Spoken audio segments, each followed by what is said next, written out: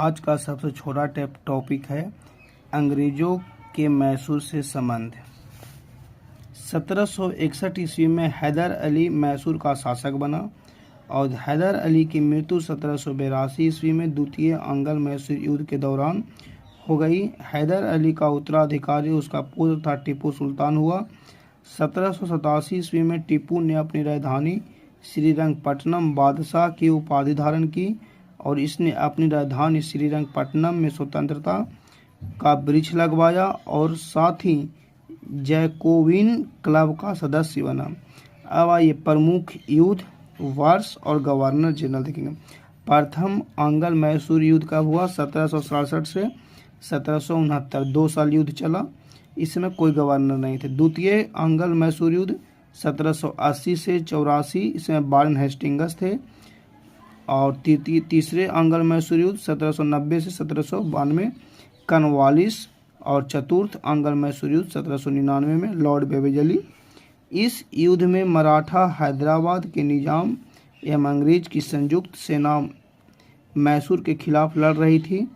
टीपू की मृत्यु श्रीरंगपट्टनम की आखिरी युद्ध यानी चतुर्थ अंगल मैसूर युद्ध के दौरान 1799 ईस्वी में हो गई। टीपू सुल्तान को शेर ए मैसूर भी कहा जाता था।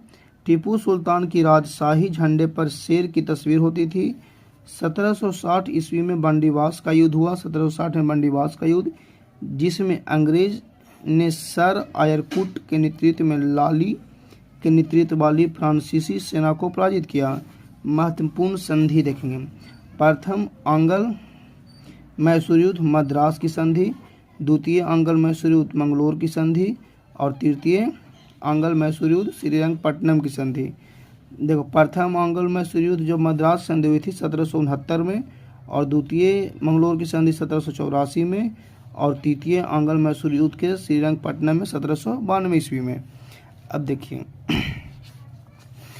इसमें ही है कि हैदर अली का मृत्यु हुआ था 1782 में द्वितीय अंगल मैसूर युद्ध के दौरान और 1787 ईस्वी में टीपू ने अपनी राजधानी श्रीरंगपट्टनम में बनाया और वहां से बादशाह की उपाधि धारण की और इसने राजधानी श्रीरंगपट्टनम को स्वतंत्रता का वृक्ष लगवाया और साथ ही जैकोबिन क्लब का सदस्य बन गया।